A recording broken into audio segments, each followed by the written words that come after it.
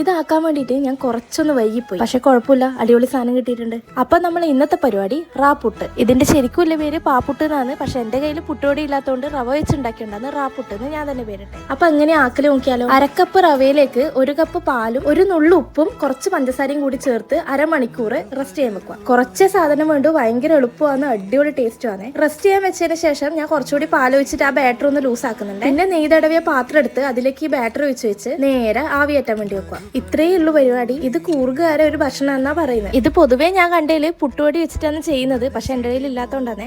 ഇത്രയും ടേസ്റ്റ് ആവുന്ന ഒരിക്കലും വിചാരിച്ചിട്ട് അടിപൊളി ടേസ്റ്റ്, എന്തായാലും മസ്റ്റ് ട്രൈ ആയിട്ട് തന്നെയാണ്. ഇത് വേണമെങ്കിൽ കുറച്ചുകൂടി പഞ്ചസാര ഇട്ടിട്ട് നമുക്ക് പിള്ളേർക്കെല്ലാം വൈകുന്നേരം സ്നാക്ക് ആയിട്ട് കൊടുക്കാൻ വേണ്ടി പറ്റും. ഒരു ഡെസേർട്ട് പോലെ ഒരു പക്ഷെ എല്ലാവരും വീഡിയോയിൽ ചിക്കൻ കറി കൂട്ടിയിട്ടാണ് കഴിക്കുന്നത്. ഞാൻ ചിക്കൻ കറി കൂട്ടിയിട്ട് കഴിച്ചു നോക്കി, പക്ഷെ എനിക്ക് വെറുങ്ങനെ കഴിക്കുന്നതാണ് ഇഷ്ടമായത്. കുറച്ചുകൂടി മധുരം കുറച്ച് ഇടുവാണെങ്കിൽ നമുക്ക് ചിക്കൻ കറീൻ്റെ ഒപ്പം കഴിക്കാൻ അടിപൊളിയാണ്. കൊതിച്ചിട്ടും വരാൻ എന്തേ വൈകി നീ കൊതിച്ചിട്ട്